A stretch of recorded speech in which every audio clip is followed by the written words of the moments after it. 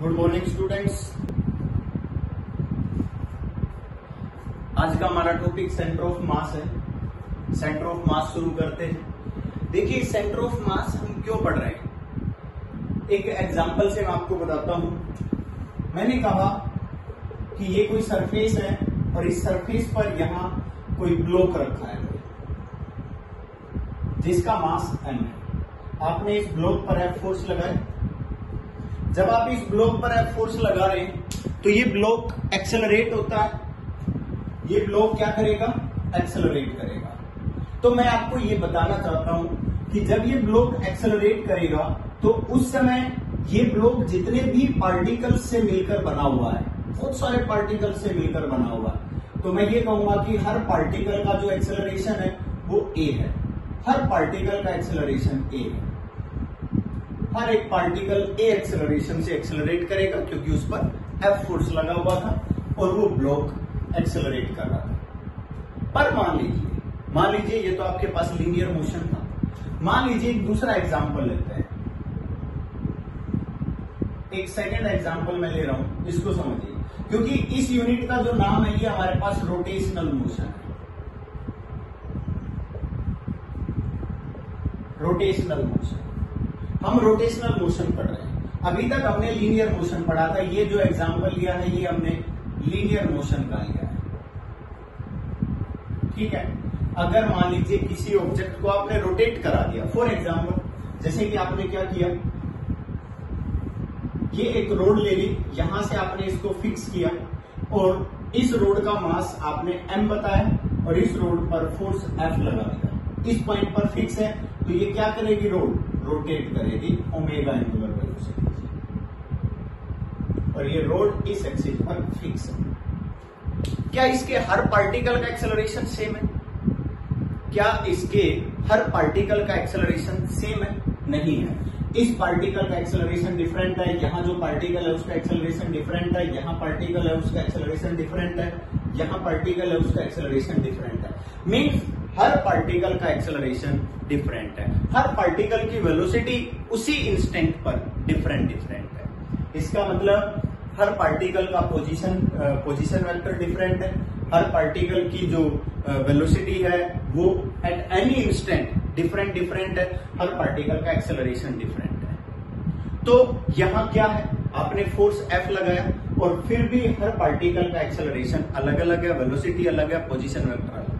यहां देखते हैं हर पार्टिकल का एक्सेलरेशन, हर एक पार्टिकल की velocity at any instant same है। समझ आ गया? तो अगर हमने F फोर्स लगाया तो जो आप फॉर्मूले लगाते हो, F is equal to ma, F is equal to dp/dt, तो क्या ये आप अप्लाई कर सकते हो? और अगर आप अप्लाई करना चाहते हो तो किस तरह अप्लाई होगा? तो हम क्या कहते हैं कि हमने इस ऑब्जेक्ट पर F फोर्स लगाया और हमने कहा कि यहां इसका सेंटर ऑफ मास है। यहां क्या है, इसका सेंटर ऑफ मास। ये हमने इसका सेंटर ऑफ मास बताया और यहां जो F फोर्स लगाया, F is equal to mass into acceleration of centre of mass, F is equal to momentum of centre of mass. इस तरह से अगर कहीं वेलोसिटी का फॉर्मूला आता है तो velocity of centre of mass, just like आपने कहा momentum P is equal to mass into velocity of centre of mass. इस तरह से आप फाइंड आउट करेंगे।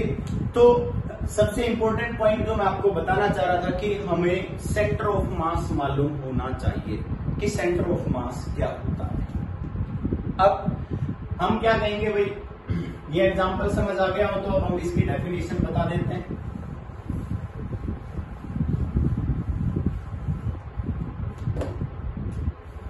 Centre of mass is a point on a system at which entire mass of the body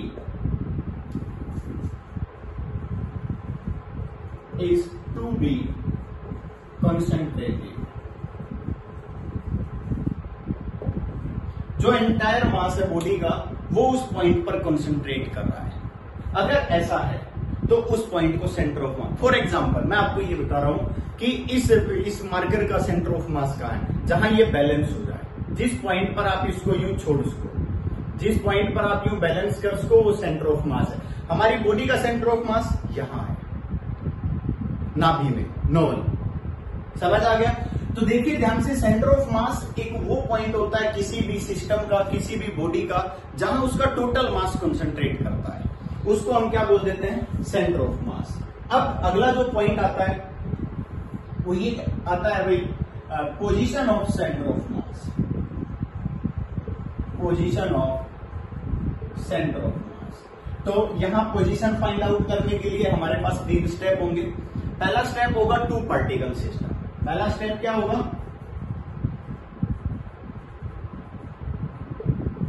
to particle system. Second होगा large number of particle system.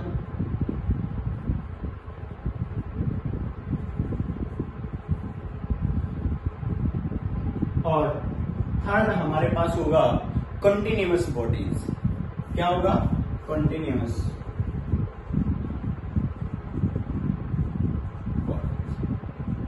इन तीनों के लिए हम डिफरेंट पढ़ेंगे। समझ आ गया होगा? ये तीनों हमारे पास पॉइंट है। अब सबसे पहले हम शुरू करते हैं टू पार्टिकल सिस्टम। ठीक है, देखिए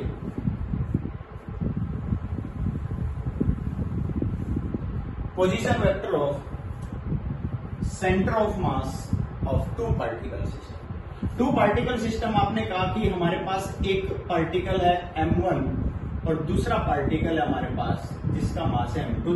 दोनों एक दूसरे के साथ कनेक्ट है। अब इन दोनों का सेंटर ऑफ मास कहां होगा वो बताने के लिए सबसे पहले हमने क्या किया, x axis, y axis, z axis, origin लिया। ओरिजिन आपको पता है 0 0 0 कोऑर्डिनेट होते हैं। हम ये कहते हैं कि जो सबसे पहला पार्टिकल है इसका पोजीशन वेक्टर r1 है और ये दूसरा पार्टिकल है जिसका पोजीशन वेक्टर r2 है। समझ आ गया? मैंने ये कहा कि we have a system of two particles, one particle of mass m1 and another particle of mass m2 have position vector r1 and r2 respectively. ये हमें बताना है। अब मैं ये कहता हूं कि मान लीजिए इसका सेंटर ऑफ मास यहां है। आपने कहा ये सेंटर ऑफ मास है, इसको ए पॉइंट और इसको बी पॉइंट बोल देता हूं। ये सेंटर ऑफ मास है, आपने कहा ये पोजीशन वेक्टर हो गया are centre of mass.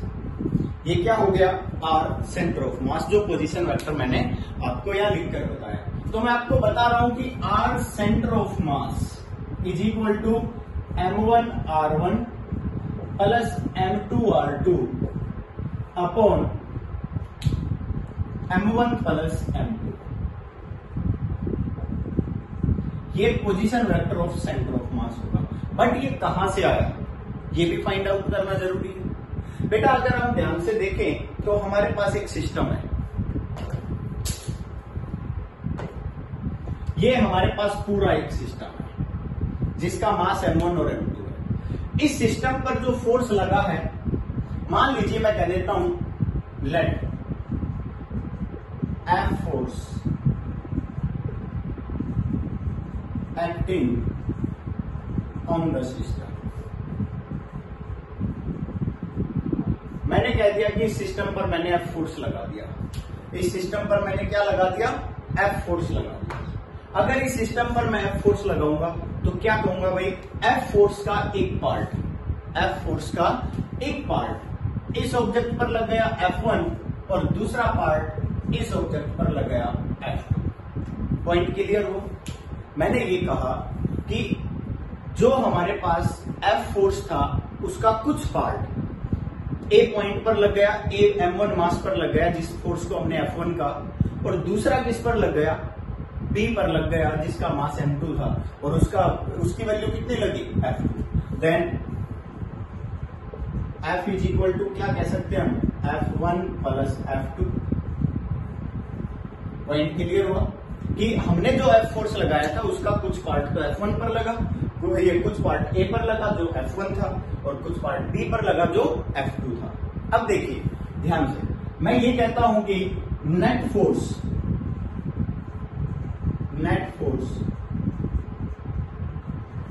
Acting on m1 mass is that is F1 plus F12। मैं ये कह रहा हूं कि जो इस अकेले पर जो फोर्स लगा है वो केवल F1 नहीं लगा, F12 भी लगा है। क्यों? क्योंकि ये दूसरे पार्टिकल के साथ अटैच है। अब मान लीजिए मैंने तो इसको इधर धक्का दे दिया, ये इसके साथ जुड़ा हुआ है, तो ये भी तो इसको अपनी तरफ खींचेगा ना। तो क्या हो गया F12 को क्या बताया जाएगा? Force acting on M1 due two point clear हुआ, समझ आ गया होगा।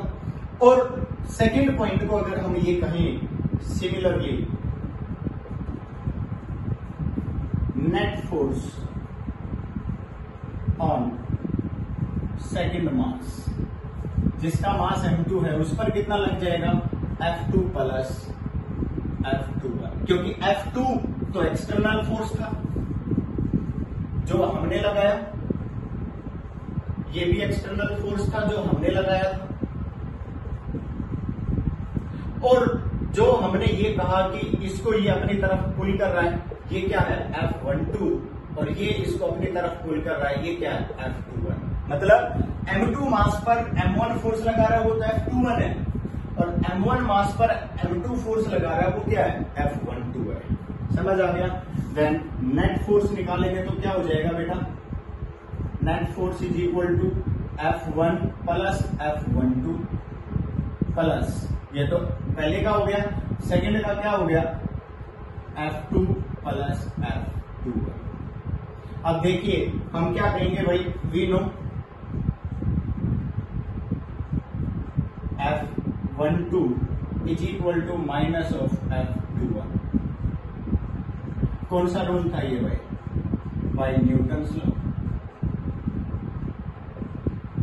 न्यूटन्स थर्ड लॉ था ना भाई, ये तो क्लियर है।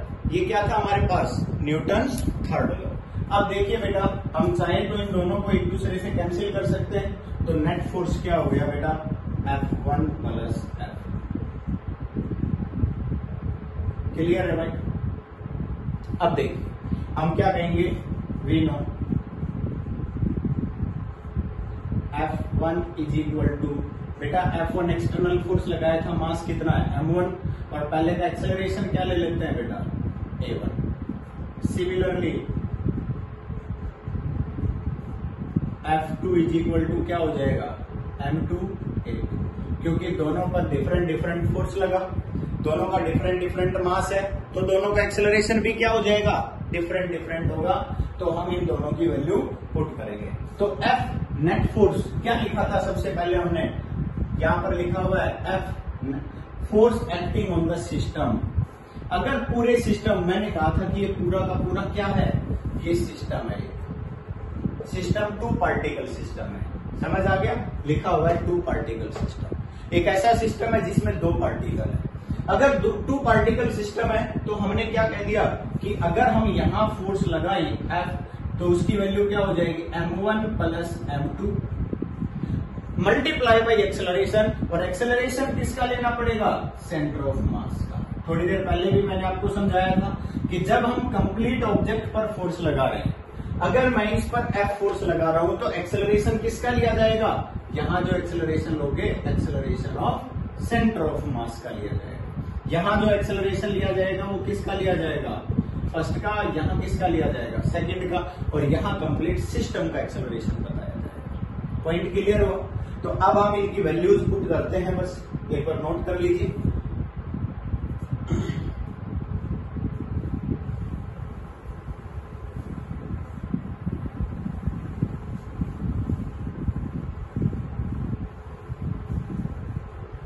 देखिए F is equal to F1 plus F2, इस इक्वेशन में हम वो वैल्यू पुट करेंगे, बस और कुछ नहीं है।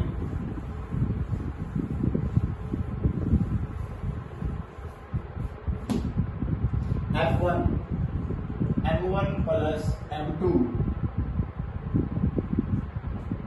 Acceleration of centre of mass is equal to M1 A1 plus M2 A2। भाई ये हमारे पास F1 है, ये F2 है, और ये नेट F। बस मैंने केवल वैल्यू पुट की है, इसके अलावा मैंने कुछ नहीं किया। अब देखिए हम क्या कहेंगे बेटा, we know F is equal to A is equal to dv by dt, acceleration is equal to rate of change of velocity with respect to time. अगर ये फॉर्मूला हमें मालूम है, क्या लिख सकते हैं हम इसको, m1 plus m2, acceleration of centre of मास है तो क्या लिख दिया d by dt, और इसको क्या लिख दिया velocity of centre of mass. Clear है, क्योंकि ये सेंटर ऑफ मास का एक्सेलरेशन था तो वेलोसिटी भी इसी की होनी चाहिए। m1 एक्सेलरेशन को क्या लिख दिया d by dt, first particle का accel velocity, m2 d by dt velocity of second particle, जो जिस पार्टिकल का है वो उसी के लिए ही हमने शो करके दिखा दिया। अब हमने देखी या तो यहां से d by dt कॉमन ले सकते हैं, और ना भी लो तो भी काम चल जाएगा। हम एक फॉर्मूला और लिखेंगे, we know velocity is equal to rate of change of position vector with respect to time. बोलो होता है कि नहीं, dr by dt, ds by dt जो आप लिखते हैं, हमने यहाँ पोजीशन वेक्टर ले रहे हैं तो पोजीशन वेक्टर बताएंगे, तो क्या करेंगे हमने m1 प्लस m2, भाई d by dt तो है ही, अगर v की जगह dr by dt लिखूंगा तो d square upon dt square हो जाएगा, और यहाँ क्या हो जाएगा r centre of mass is equal to, यहाँ क्या लिखा m1 d by dt, यहाँ तो है ही भाई, और v की जगह dr by dt लिखूंगा तो ये क्या हो जाएगा double derivative d square upon dt square. Position vector किसका लेना पड़ेगा, v1 है फर्स्ट पार्टिकल, तो पोजीशन वेक्टर फर्स्ट पार्टिकल का क्या है r1 प्लस m2, ये भी सेम सिमिलर लिख देता हूं d square upon dt square, position vector of r2। d square upon dt square common आ जाएगा, बाहर ले लीजिए और कैंसिल भी कर दीजिए, दोनों तरफ से कॉमन आने के बाद कैंसिल हो जाएगा। r centre of mass is equal to m1 r1 plus m2 r2। r centre of mass निकालेंगे यहां से, m1 r1 plus m2 r2 upon m1 plus m2। शायद देखिए फॉर्मूला आ गया, जो फॉर्मूला हमने बताया था सेंटर ऑफ मास का, वो फॉर्मूला डेराइव हो गया। तो आपको ये फॉर्मूला याद होना चाहिए कि टू पार्टिकल सिस्टम के लिए सेंटर ऑफ मास क्या होता है, m1 r1 plus m2 r2 upon m1 plus m2, और दूसरा इनके पोजीशन वेक्टर भी लगा देना। यहां तक पॉइंट क्लियर है, तो एक स्नैप ले लीजिए, फिर हम इसके और स्पेशल केस भी करेंगे जो काफी जरूरी है और इंपॉर्टेंट भी है।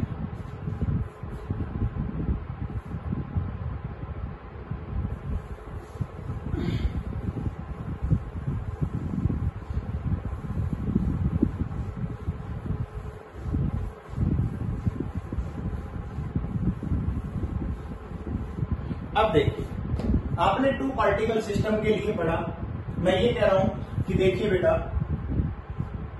ये आप कोई भी एक्स एक्सिस और वाई एक्सिस ले रहे हैं। मैं आपको एक सिंपल तरीके से एक एग्जांपल बताना चाहता हूं। मैंने ये कहा कि भैया हम इस एक्स एक्सिस पर दो पार्टिकल ले लेते हैं, एक पार्टिकल को ओरिजिन पर रख दीजिए, दूसरे पार्टिकल को यहां रख दीजिए m1 m2, इनके बीच में जो गैप है ना उसको d रख दीजिए। अब देखिए, पहले का पोजीशन वेक्टर क्या आ गया 0 0, दूसरे का पोजीशन वेक्टर क्या आ गया d, 0।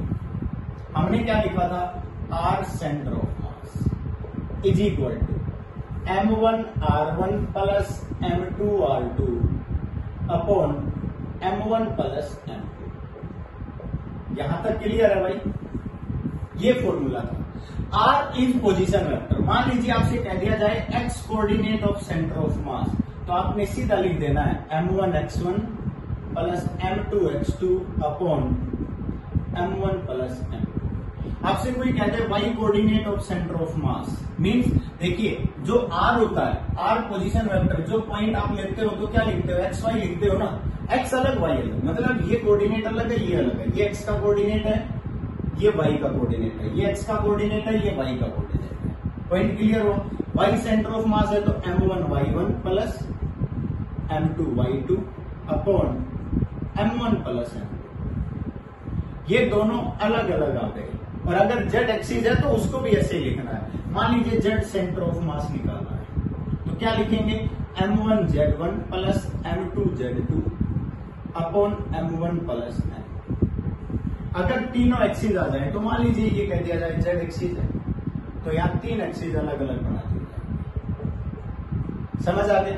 तो यही हमारे पास पॉइंट था। जैसे कि देखिए आपने कहा कि ये हमारे पास यहाँ m1 है, आपने कह दिया x1 y1 z1।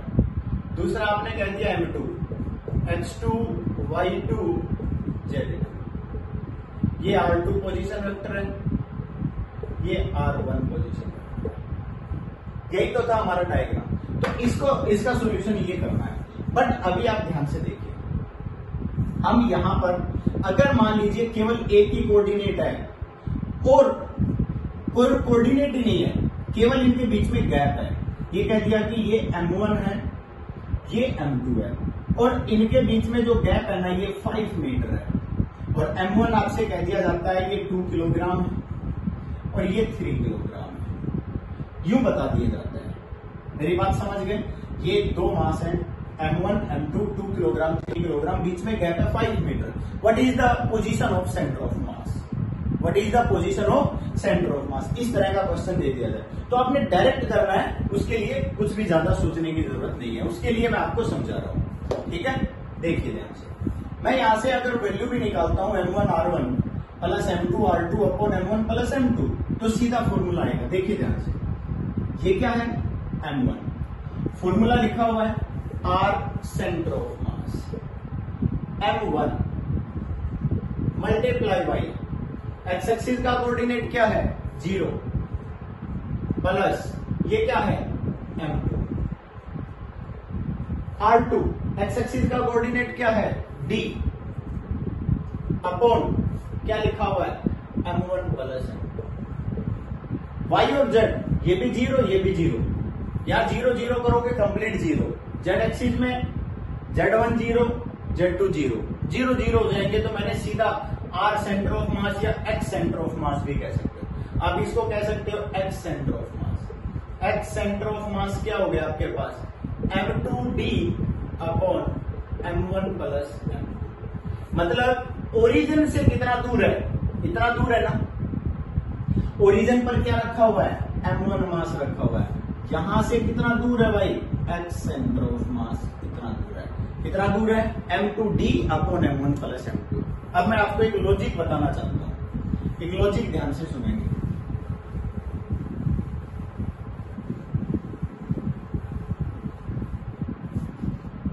मैंने कहा ये मास m1 है, ये मास m2 है, ठीक है, पर इनके बीच में जो गैप है ना वो d है। सेंटर ऑफ मास बताना है। अगर आपने सेंटर ऑफ मास m1 से बताया, कहां से बताया m1 से बताया, तो आप x सेंटर ऑफ मास क्या कहोगे m2d upon m1 plus m2। इनके बीच का गैप, दूसरा मास लेना है अगर डिस्टेंस x1 से बता रहे हो तो, मतलब डिस्टेंस फ्रॉम, मैं यहां x1 लिख देता हूं बेटा, याद भी रह जाएगा x1, और इसको मैं लिख देता हूं x2। अब तो क्लियर है। और d इज इक्वल टू आपने क्या बता दिया x1 प्लस x2। अब तो मेरे हिसाब से पॉइंट क्लियर हो जाना चाहिए। आप x1 बता रहे हो मीन्स डिस्टेंस फ्रॉम m1। अगर x1 बताओगे तो दूसरा मास multiply by total distance upon m1 plus m2। यहां लिख सकते हो आप डिस्टेंस फ्रॉम m1। क्लियर? अगर मान लीजिए x2 है तो ये क्या है आपके पास distance from m2, distance from m2 है। ध्यान से देखिए x2 is equal to m1 multiply by d। अगर यहां से डिस्टेंस लेनी है तो ये mass multiply by total gap upon m1 plus. ये कैसे आया? अब देखिए ध्यान से, ये फॉर्मूला तो आपके पास, मान लीजिए आप इसको ओरिजिन मानते तो यहां से यहां तक की डिस्टेंस तो आई गई थी, x centre of mass origin से इतना दूर है जो आपने निकाला। अब ये डिस्टेंस निकालनी है तो d माइनस ही करोगे ना। आप d माइनस करके देखिए, d minus m2d upon m1 plus m2। LCM ले लो, यहाँ d के अपॉन में 1 है, तो m1d प्लस m2d, बोलो होगा कि नहीं, m1d प्लस m2d, फिर minus m2d upon m1 plus m2, ये कट गया, m1d आ गया कि नहीं, देखो ध्यान से। तो ये मैं आपको समझाना चाह रहा था, जिससे आप सेंटर ऑफ मास का पोजीशन वेक्टर ले रहे हो, तो पोजीशन वेक्टर अगर आपने पहले मास से लिया तो दूसरा मास मल्टीप्लाई बाय टोटल डिस्टेंस, दूसरे से लिया तो first mass upon total multiply by total distance upon total mass, ये फॉर्मूला याद रखना है। दूसरी बात भी मैं आपको बताना चाहता हूं, अगर मान लीजिए मैं ये कहूं, अगर इसी फॉर्मूले को देखा जाए, एक स्नैप ले लीजिए, आपको याद हो जाएगा।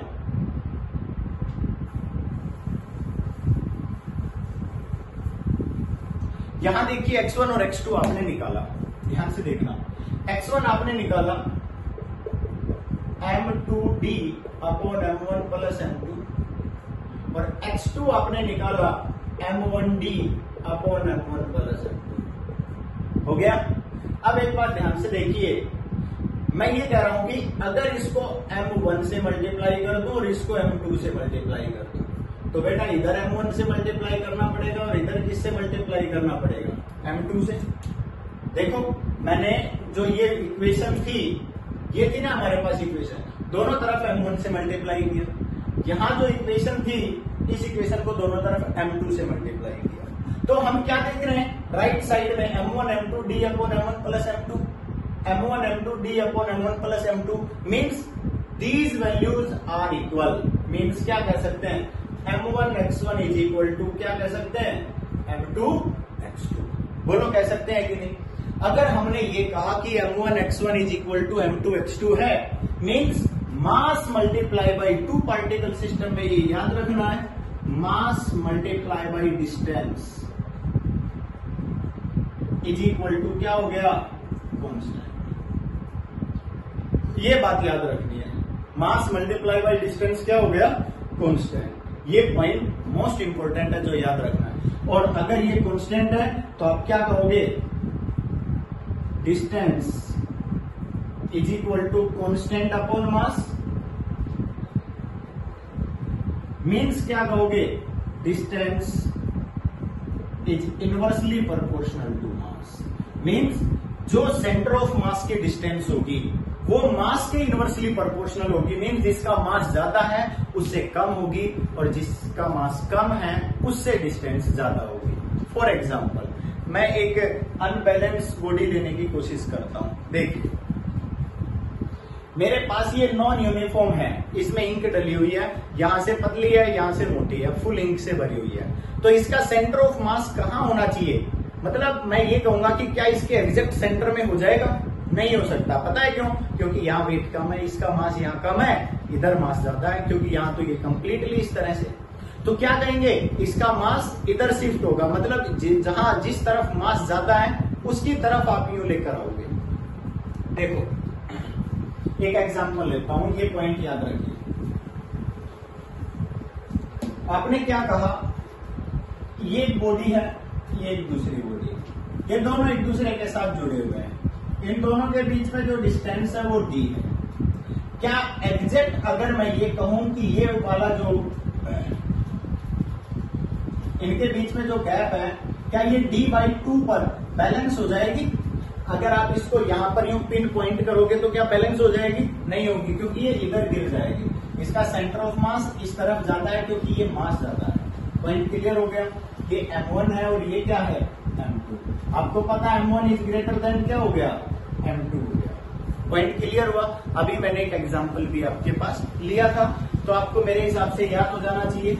मैंने कहा था कि ये 2 किलोग्राम है, ये क्या है बेटा, 3 किलोग्राम। इनके बीच में कितने मीटर डिस्टेंस ली थी भाई, 5। अब मैंने ये कहा कि centre of mass find out करिए। Centre of mass find out करोगे, या आपने मान लीजिए ये कहा कि ये 10 मीटर है, जितना माना आपने उतना ही ले सकते हो। आप ये क्या कहोगे कि अगर यहां से सेंटर ऑफ मास निकालना है, इसका सेंटर ऑफ मास लगभग यहां होगा। अगर आप ये चाहते हो कि 2 किलोग्राम से सेंटर ऑफ मास निकाले तो x1 और 3 किलोग्राम से निकाले तो उसको क्या बता देते हैं x2। अगर x1 निकालोगे तो क्या कहा था, mass 3 multiply by gap 10 upon sum of mass 3 + 2 5 means कितना आ गया 6 मीटर आ गया। कितना आ गया भाई 6 मीटर। 1 मिनट होल्ड करना भाई।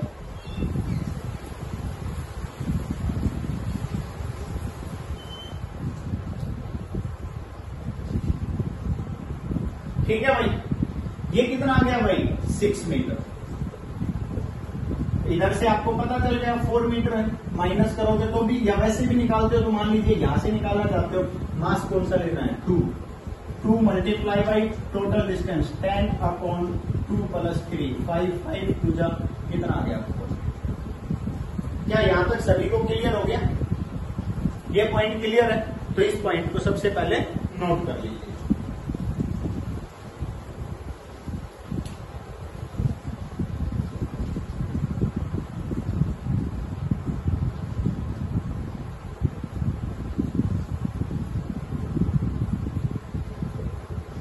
अब एक इंपॉर्टेंट पॉइंट और बताता हूं यहां पर।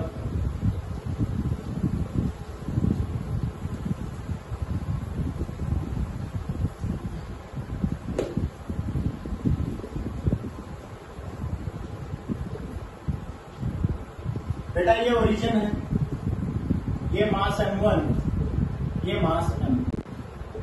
आपने कहा ये पोजीशन वेक्टर r1 है, ये पोजीशन वेक्टर r2। यहां इसका सेंटर ऑफ मास है जिसको आपने कह दिया r सेंटर ऑफ मास। देखो ध्यान से, मैं आपको ये बता रहा हूं कि अगर मान लीजिए ये कहा जाए if origin change, if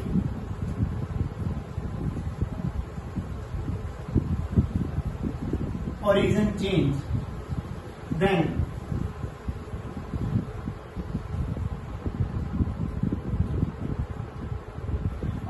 does center of mass change when origin of the system is changed। क्या सेंटर ऑफ मास बदल जाएगा? बच्चे ज्यादातर कहते हैं हाँ जी बदल जाएगा। नहीं बदलेगा। एक बात हमेशा याद रखना, सेंटर ऑफ मास, मान लीजिए मेरी बॉडी है नॉन यूनिफॉर्म है, मेरी बॉडी का सेंटर ऑफ मास यहां है। आपने कहा कि ये ओरिजिन था यहां से, यहां मैं मेजर कर रहा हूं, ये position vector of centre of मास हो गया। ठीक है, मैं वहां से मेजर करता तो क्या मेरी बॉडी का सेंटर ऑफ मास डिस्प्लेस हो जाता? नहीं, मेरी बॉडी का सेंटर ऑफ मास जहां है वहीं रहेगा। मेरी बॉडी का सेंटर ऑफ मास जहां है वो वहीं पर रहेगा, कोई फर्क नहीं पड़ेगा। ऐसा नहीं है सेंटर ऑफ मास, हाँ ये कह सकते हो no centre of mass do not change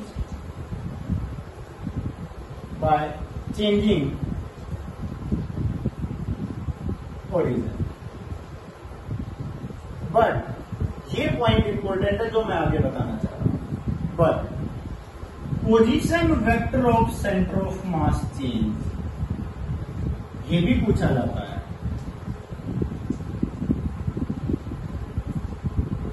जो पोजीशन वेक्टर है, ओरिजिन से जो डिस्टेंस है वो बदल जाएगी। सेंटर ऑफ मास जहां था वहीं रहेगा, बट ओरिजिन से जो डिस्टेंस मेजर कर रहे हो, मान लीजिए आपने ओरिजिन यहां लिया और आपने इसी को शिफ्ट कर दिया, वहां कर दिया। फॉर एग्जाम्पल आपने इसी ओरिजिन को यहां शिफ्ट कर दिया भाई। अब बताइए, अब ओरिजिन यहां से तो ये डिस्टेंस तो बदल गई ना, पहले तो यहां से थी अब यहां से आ गई। अगर ये डिस्टेंस चेंज हो गई तो पोजीशन वेक्टर बदला है, ना कि centre of mass. Centre of मास पहले भी यही था, अभी भी यही है। आपने तो केवल ओरिजिन बदला था, पहले कहा था कि हम ओरिजिन यहां लेंगे, बाद में कहा कि ओरिजिन यहां लेंगे। जब आप ओरिजिन बदल रहे हो, अलग अलग जगह पर ओरिजिन ले रहे हो, तो सेंटर ऑफ मास तो बदल जाएगा। पॉइंट क्लियर हुआ? तो ये सबसे इंपॉर्टेंट पॉइंट था इस पॉइंट इसके अंदर जो आपने याद रखना। देखिए आगे, आगे मैं ये कहता हूं कि अगला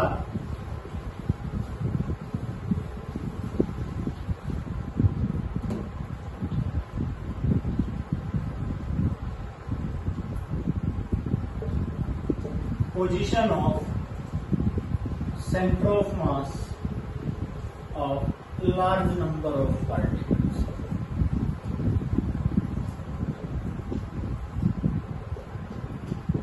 बेटा लार्ज नंबर ऑफ पार्टिकल्स के लिए आप क्या कहोगे?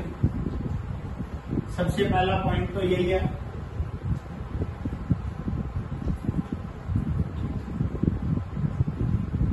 X axis, y axis, z axis बनाओगे। ओरिजिन आपने कहा कि एक पार्टिकल M1, दूसरा पार्टिकल M2, तीसरा पार्टिकल M3, डॉट डॉट बहुत सारे पार्टिकल्स लिए हुए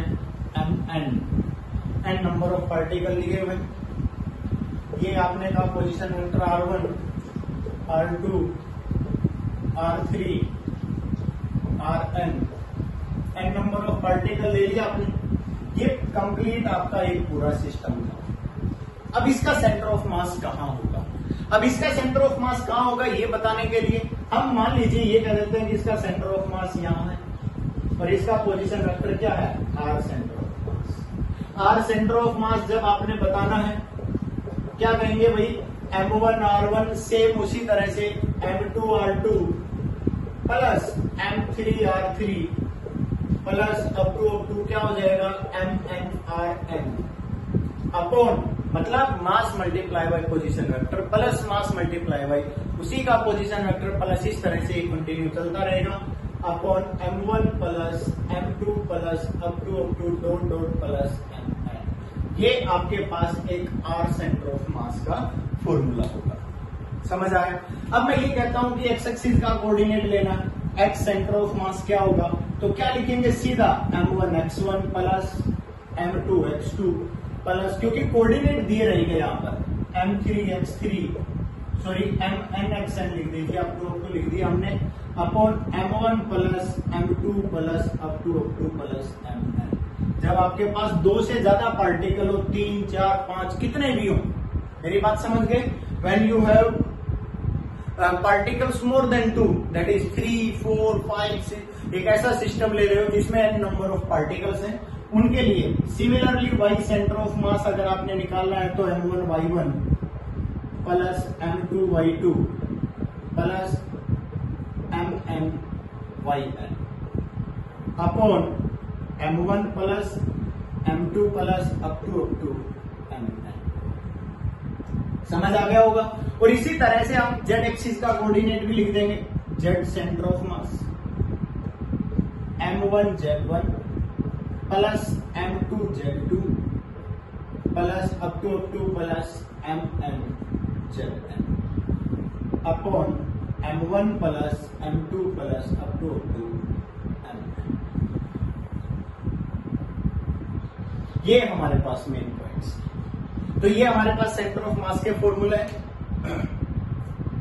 इसका डेरिवेशन भी सेम उसी तरह से है कि हम इस पर फोर्स लगाएंगे तो पहले पर F1 लगा, दूसरे पर F2, थर्ड पर F3, फोर्थ पर F4, nth पर Fn।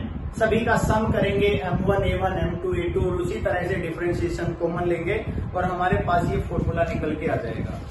ये काफी इंपॉर्टेंट पॉइंट है जो याद रखना है। इसको समीशन की टर्म में आप लिख सकते हो। समीशन की टर्म में लिखोगे एक्स सेंटर ऑफ मास, अलग अलग लिखा जाएगा समेशन ऑफ MI XI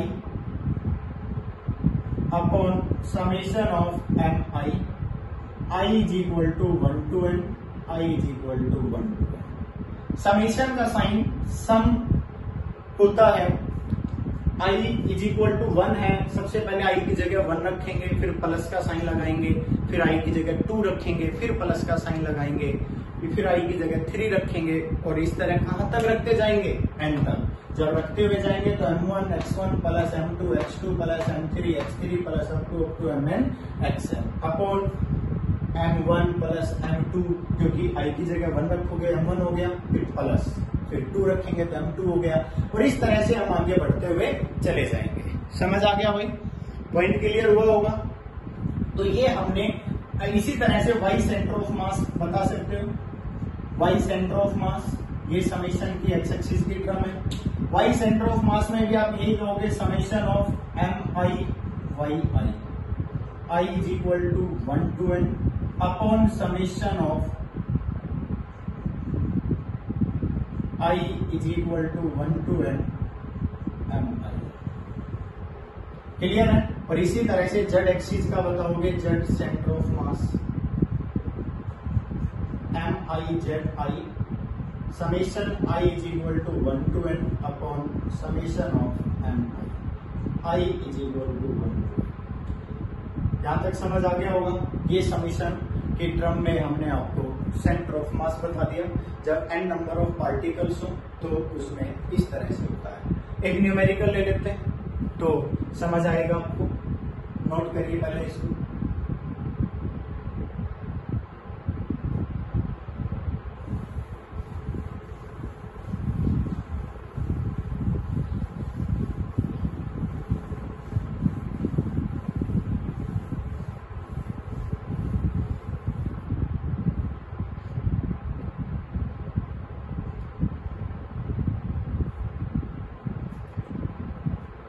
देखिए बेटा, we take 4 spherical balls placed at the corner of a sphere.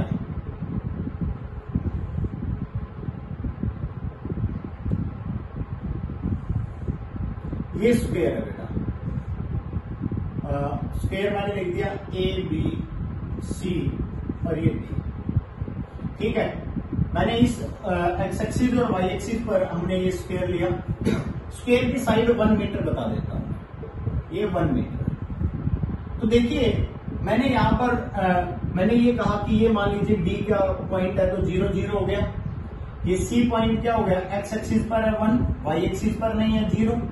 ये पॉइंट कहां हो गया 1 1। ये पॉइंट एक्स का तो कोऑर्डिनेट 0 है और वाई का क्या हो गया 1। कोऑर्डिनेट तो आपको आते ही होंगे, ठीक है ना, कोऑर्डिनेट बताने की जरूरत नहीं है। अब देखिए मैंने कहा कि 1 kilogram 2 kilogram 3 kilogram and 4 kilogram are placed at A B C D. A पर मैंने क्या कहा 1 किलोग्राम मास रख दिया, बी पर हमने 2 किलोग्राम मास रख दिया, सी पर 3 किलोग्राम एंड डी पर 4 किलोग्राम। ये सारे मास यहां रखे हुए हैं। इस सिस्टम के अंदर मैंने 4 मास लिए हुए हैं और मैं आपसे ये कहता हूं कि आप इनका सेंटर ऑफ मास निकाल के बताइए। सेंटर ऑफ मास कैसे निकालेंगे?